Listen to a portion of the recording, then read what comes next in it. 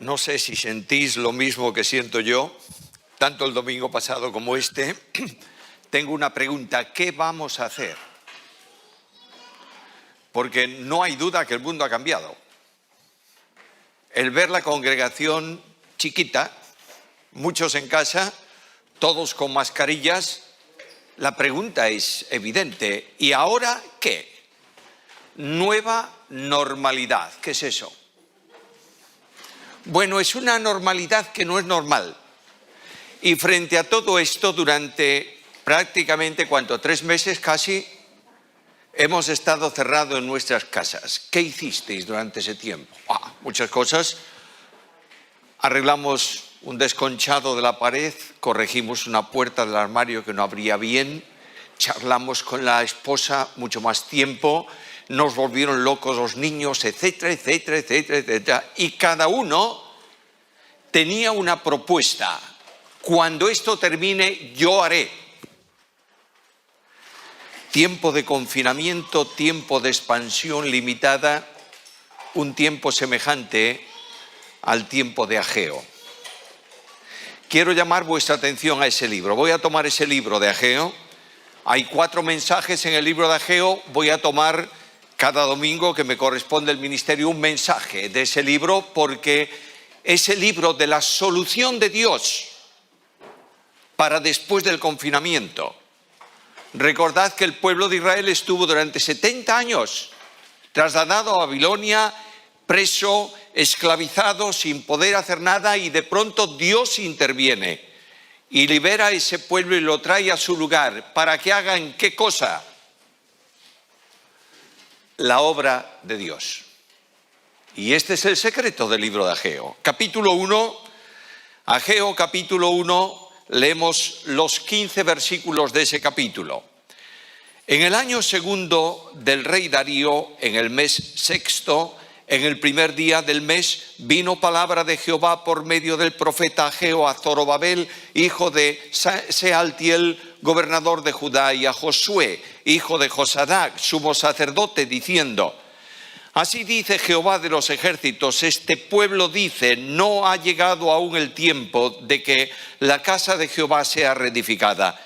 Entonces vino palabra de Jehová por medio del profeta Ageo, diciendo: es para vosotros tiempo de habitar en vuestras casas artesonadas mientras esta casa está en ruinas. Ahora pues, así dice Jehová de los ejércitos, meditad bien sobre vuestros caminos. Sembráis mucho y recogéis poco, coméis y no os saciáis, bebéis y no quedáis satisfechos, os vestís y no os calentáis. El que trabaja a jornal recibe su jornal en saco roto. Así ha dicho Jehová de los ejércitos: meditad sobre vuestros caminos. Subid al monte, traed madera, reedificad la casa, y me complaceré en ella y seré glorificado, ha dicho Jehová. ¿Esperáis mucho y habéis hallado poco? Y aun eso que habéis almacenado en casa, yo lo disiparé como un soplo. ¿Por qué? Dice Jehová de los ejércitos: por cuanto mi casa está desierta, mientras cada uno de vosotros se apresura a edificar su propia casa. Por eso retuvieron los cielos sobre vosotros la lluvia, y la tierra no dio sus frutos, y llamé la sequía sobre esta tierra, y sobre los montes, sobre el trigo, sobre el vino, sobre el aceite, sobre todo lo que la tierra produce, sobre los hombres y sobre las bestias, y sobre todo el trabajo de vuestras manos. Y Zorobabel, hijo de Sealtiel, y Josué, hijo de Josadac, sumo sacerdote, y todo el resto del pueblo, escucharon la voz de Jehová su Dios y las palabras del profeta Ageo, conforme le había enviado Jehová su Dios, y temió el pueblo delante de Jehová.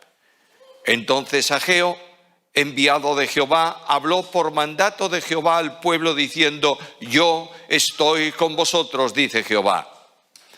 Y despertó Jehová el espíritu de Zorobabel, hijo de Sealtiel, gobernador de Judá, y el espíritu de Josué, hijo de Josadac, sumo sacerdote, y el espíritu de todo el resto del pueblo, y vinieron y trabajaron en la casa de Jehová de los ejércitos, su Dios, en el día 24 del mes sexto, en el segundo año del rey Darío.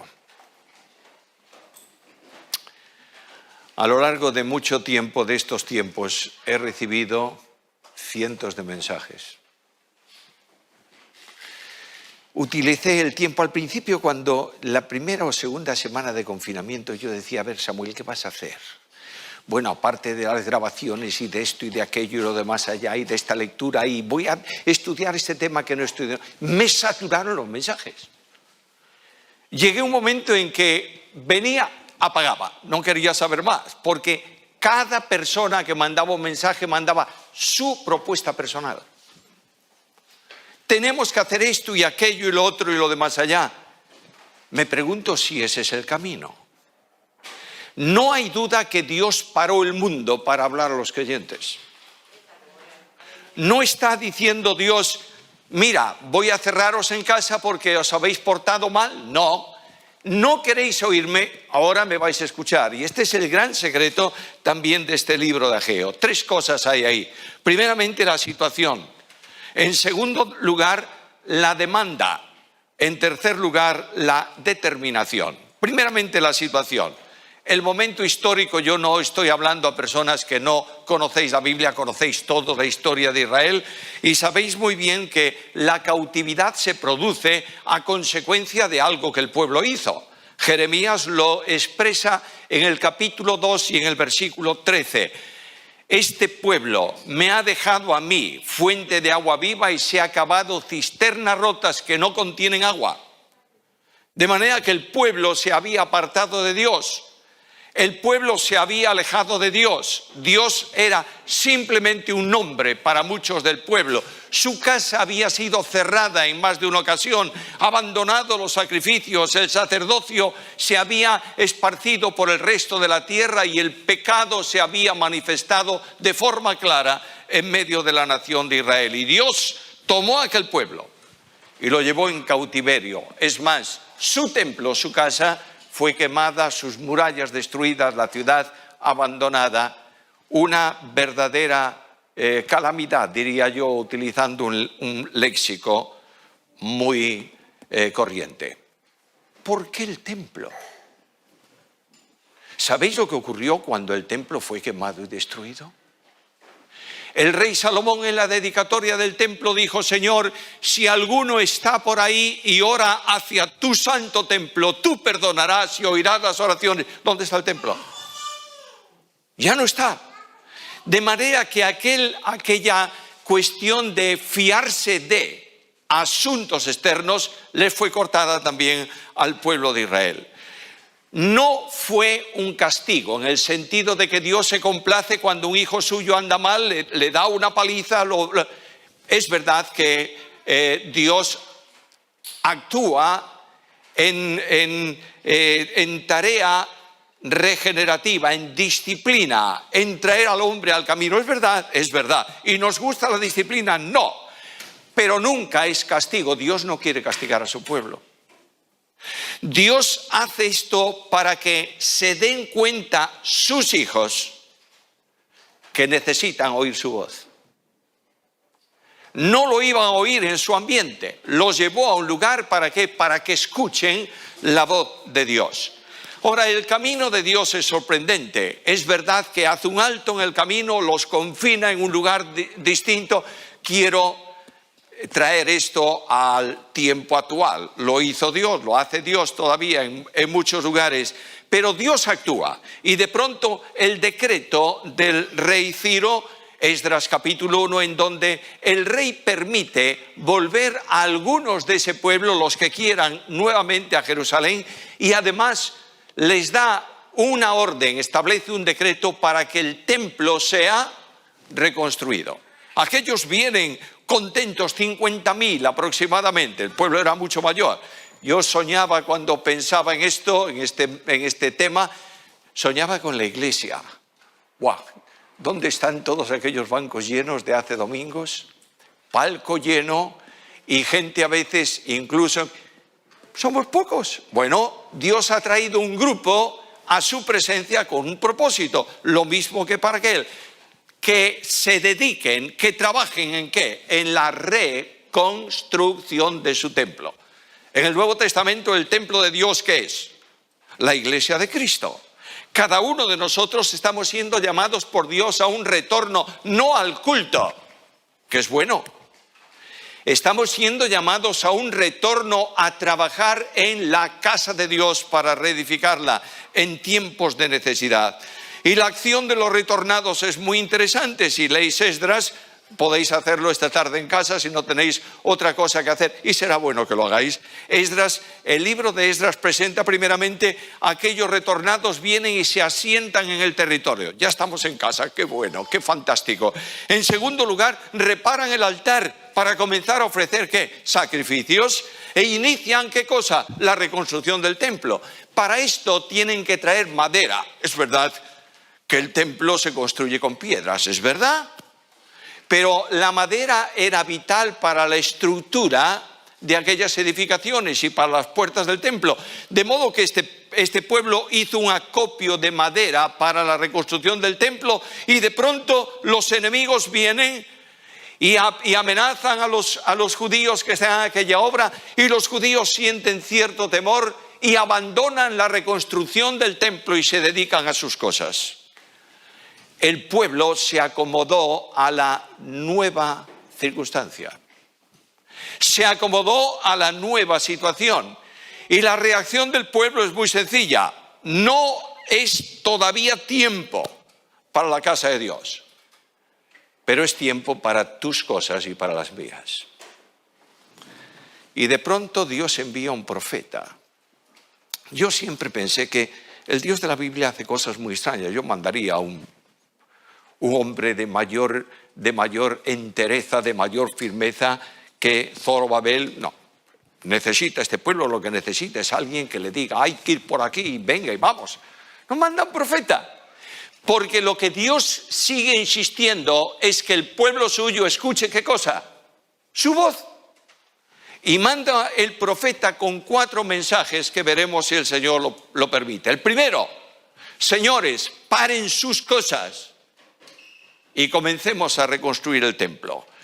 Para eso Dios no reprende, Dios alienta. Notad ahí el versículo 13, por ejemplo: yo estoy con vosotros, dice Jehová.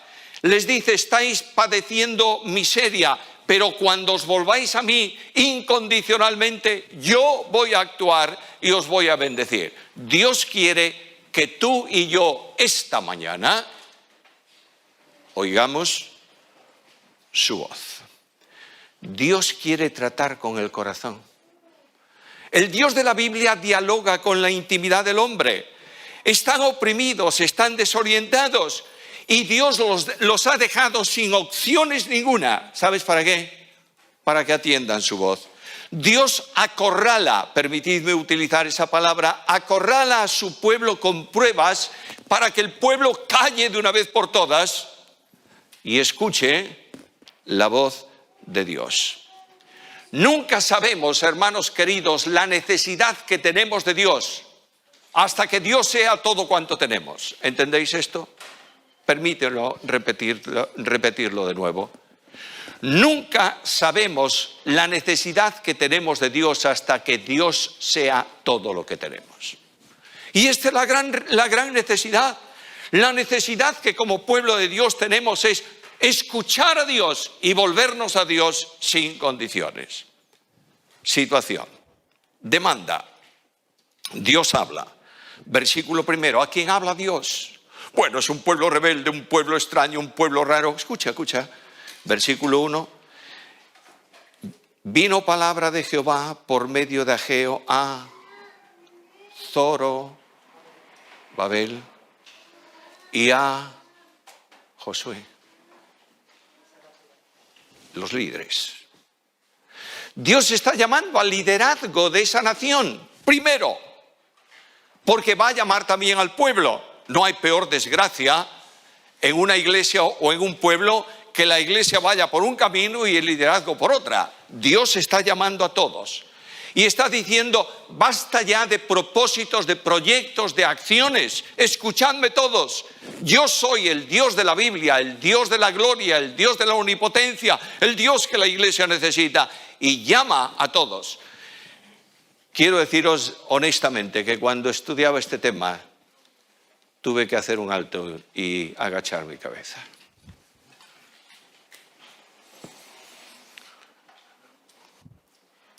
porque Dios me está llamando a mí. Y está diciendo, basta, Samuel, basta, basta.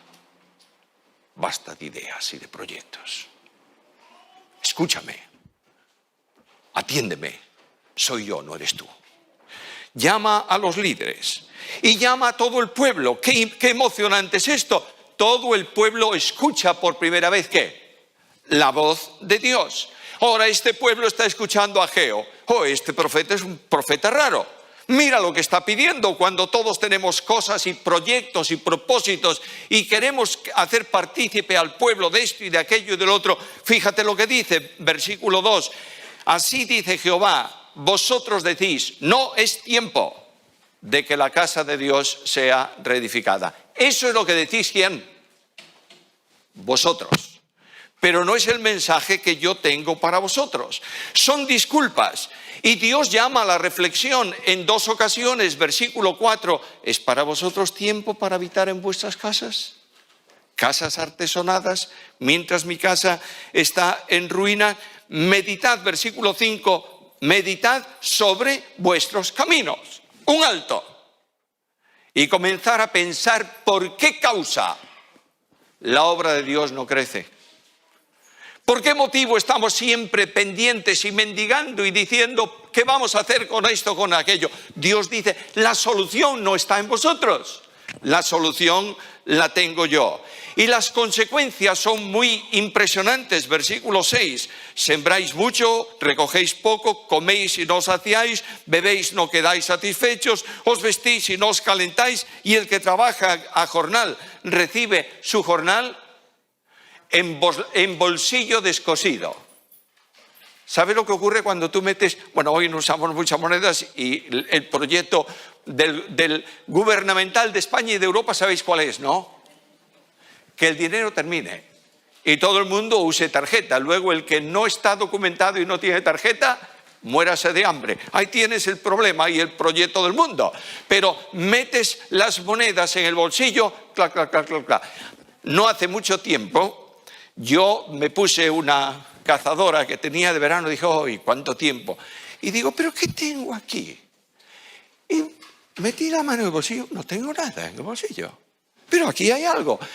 El bolsillo tenía un descosido mínimo y una moneda de €1, no vale nada, se había colado y estaba en el forro. Claro está, dinero en saco roto no llega nunca para nada. ¿No es acaso una situación muy semejante a la nuestra? Falta fruto, faltan recursos, faltan medios económicos. ¿Por qué causa? Dice Dios, versículo 4. Porque vosotros estáis ocupados en vuestros proyectos. Estáis teniendo casas artesonadas y mi casa está abandonada. Ahora me llama la atención el versículo, casas artesonadas. ¿Sabes lo que es eso? Bueno, los grandes palacios y las casas de lujo forraban los techos con madera. ¿Y de dónde habrán sacado la madera estos para tener sus casas artesonadas? Con toda posibilidad, con toda probabilidad, casi seguro, como el templo no se construía y no necesitaba la madera, no se estropee la madera del templo, la llevo para mi casa. Y construyo mi casa con lo que es para la obra de Dios, casas artesonadas. Alguien me va a decir, Samuel, este tiempo de pandemia te ha hecho un alegorista. No, no soy alegorista, sigo siendo absolutamente literal en cuanto a interpretación. Pero no hay duda ninguna que nuestras casas espirituales, que somos tú y yo, cada una tiene un artesonado que es nuestra ilusión personal. Tengo tengo dos, pero tengo una libreta que es media secreta encima de la mesa de mi despacho, donde anoto cositas. Si tú lees esa libreta te vas, ¿por qué dice esto aquí? Bueno, y durante este tiempo he hecho muchas anotaciones. He visto casas artesonadas en la alabanza. Solo la alabanza es lo que vale en la iglesia y nada más que la alabanza. Y nos han saturado de grupos de alabanza cantando en sus casas. ¿Es malo eso? No, es muy bueno. ¿Tenemos que atender a la alabanza? Claro que sí. pero no es eso el secreto del desarrollo de la iglesia. He escuchado cientos de mensajes motivadores y entre los mensajes motivadores he escuchado unos cuantos sobre Igle Crecimiento. No tengo nada contra nadie ni contra nada, pero el Igle Crecimiento de la iglesia está en Hechos capítulo 2, versículos finales de ese capítulo y nada más. Porque la iglesia no es técnica humana. Es obra divina. Y Cristo dice, yo edificaré mi iglesia. He visto casas artesonadas con apariencia de piedad, fomentando reuniones de no sé qué y de no sé cuánto, y la mitad de esas reuniones la gente distraída pensando en sus cosas, porque quiero mi casa artesonada con principios de reverencia aparente. Y la Biblia dice que tienen piedad, pero esa piedad no es eficaz en sus vidas. El sistema ha fracasado, hermanos queridos. Mira el versículo 9. Esperabais mucho y habéis hallado poco. Y aun eso que estáis almacenando lo voy a esparcir, porque no sois vosotros, soy yo. Y el llamado de Dios es impactante. A mí este capítulo me ha hecho reflexionar muchísimo y cerrar muchas veces los ojos y decir, Señor, tiene razón y yo soy uno de los responsables en esa situación. Y Dios trae una demanda definitiva, versículo 8.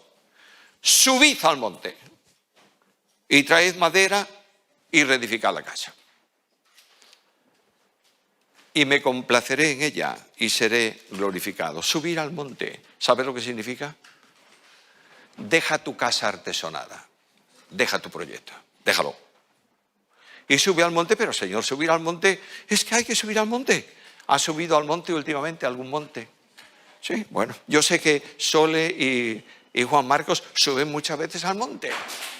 Pero cuando yo salí después de ese periodo de cerrazón, que además de haber un periodo de cerrazón, a mí me tenía más cerrado todavía. De manera que cuando yo le decía a Susana, mira, voy yo al supermercado, ni hablar. Y ¿sabes lo que me decía? Además, tú eres un viejo y además un enfermo de riesgo. ¡Qué bien! Y ahí estaba yo confinado en mi casa y de pronto, primer día de paseo, ¡vámonos! ¡Wow! ¿Y a dónde vamos? A donde siempre. Tenemos que hacer hoy los 5,5 kilómetros ya. Esos repechos de retorno me hacían salir la lengua por la boca y me dolían los músculos y no sé cuántas cosas más porque no estaba acostumbrado a caminar, ¿verdad? No estamos acostumbrados a subir al monte de Dios, no estamos. Y Dios nos dice, sube al monte. ¿Para qué? Para tomar lo que es mío, la madera, y reconstruir con lo que es mío la casa. Escucha, por favor, Jesús dijo, yo, no tú, yo edificaré mi iglesia. Los materiales de Dios. Hay otra cosa en la subida al monte. Me encantan los montes. Yo no podría vivir sin montaña, ¿sabes? Cuando voy a algún país que es llano, yo digo, ¿pero dónde están los montes aquí? Me levanto por la mañana, tierra llana. Cuando tú subes al monte tienes una visión mayor que cuando estás en el valle, ¿sí o no? Subes ahí al monte del Castro y dices, vaya, no es tan chiquito esto que estoy viendo delante, pero cuando vas por la calle Pimargal, bueno, esto es cuando tú te elevas al monte de Dios, Dios te muestra un panorama diferente. Es desde la altura de la comunión con Dios que Dios se revela a ti por su palabra y te dice la obra tiene que ser así y Él conduce los pasos. Hermanos míos, permitidme insistir en esto porque lo hago para mí. Basta de tus proyectos. Basta. Sube al monte de Dios y pregúntale a Dios en el silencio de tu alma, Señor, ¿qué quieres que hagamos? Finalmente la determinación, versículo 12. Zorobabel, hijo de Sealtiel, y Josué, hijo de Josadá, el líder del gobierno civil y el líder del servicio religioso, y todo el resto del pueblo, ¿qué pasó? No dice que subieron, dice que escucharon la voz de Dios. Por fin, Dios habló y fue escuchado. Y entonces subieron al monte, conforme a las palabras que habían sido enviadas por Ageo. ¿Y cuál es el resultado? Bueno, una tremenda disposición de compromiso y de trabajo y de activismo. ¿Sí? Por favor, mira tu versículo, lo tienes ahí en tu Biblia, versículo 12, la última frase. Y temió el pueblo delante de Dios. Subieron a encontrarse con Dios.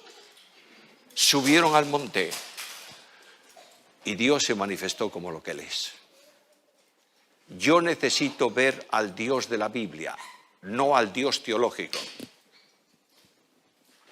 Necesito ver al Dios que actúa, al Dios que conduce, al Dios que abre puertas, al Dios que te hace caminar en el desierto y no se gasta en tus zapatos. Necesito ver al Dios de los milagros, al Dios de la omnipotencia, al Dios que dice, yo haré. Y tú espera confiadamente y disponte a obedecerme. Aquí está el gran secreto y está también la bendición. Dios llama a los líderes y al pueblo. ¿Me permites decirlo en palabras del Nuevo Testamento? He aquí estoy a la puerta y llamo. Si alguno oye mi voz y abre la puerta, entraré a él y cenaré con él y él conmigo. No está haciendo una invitación a salvación. Está haciendo una invitación a restauración de la comunión con Cristo. ¿Estáis contentos en la iglesia? ¿Qué iglesia grande? Dice a la Odisea, una iglesia grande, poderosa, no tiene necesidad de nada. Y dice Dios, eres un pobre porque las fuerzas son tuyas, no son mías. Y habrá alguien entre el pueblo que diga, sí, Señor, yo quiero ser útil para tu gloria. La bendición de Dios es clara, versículo 13, última parte del versículo. Yo estoy con vosotros, dice Jehová. Estoy con vosotros. Bueno, me voy al Nuevo Testamento y me doy cuenta de que eso ocurre en la promesa de Jesús. He aquí estoy con vosotros, ¿cuánto? Todos los días hasta el fin del mundo. Y la bendición es que el pueblo reaccionó. Versículo 14, mira los verbos ahí. Versículo 14, despertó el espíritu de todos, vinieron, trabajaron para la casa de Dios. Una mala siembra origina siempre una mala cosecha.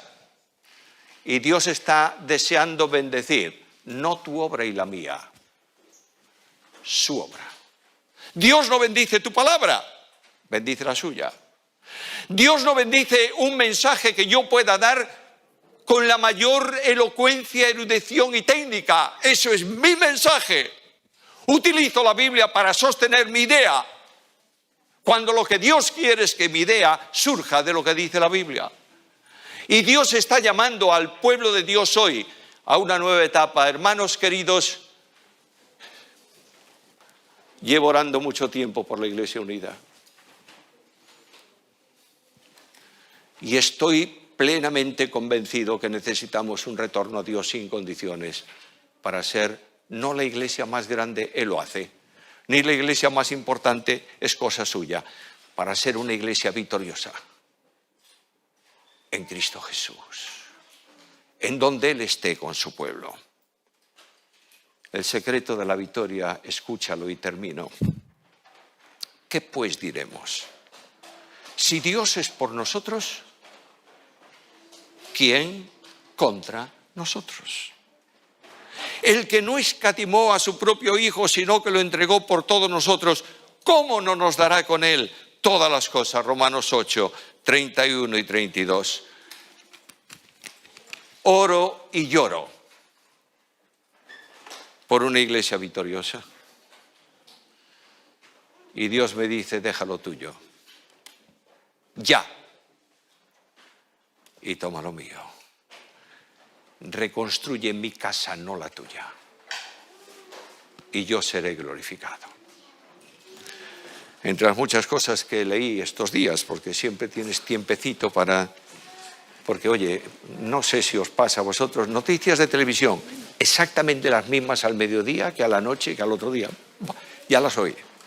Y ese tiempecito en donde vas a tu biblioteca y tomas un libro y dices, mira cómo está todo sucio de polvo, ¿cuánto tiempo saqué uno? Estaba hablando el autor de experiencias de una gran organización de formación bíblica, ya de primeros del siglo pasado, grande. Y de pronto ahí se eligió al nuevo presidente de la organización y vinieron él y todos los profesores para una reunión del claustro y saber qué iban a hacer, y unos discutían, vamos a dar esto, y el otro tenemos que enfatizar en aquello, bla, bla, bla, bla. Y este hombre le dijo, mire, vamos a irnos a casa porque no terminamos hoy. Un papel cada uno de ustedes. Y por favor, una sola frase en ese papel que diga qué cosa debemos hacer. Y vinieron a la reunión todos los papelitos.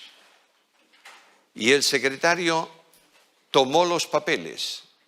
El papel del presidente estaba debajo de todo.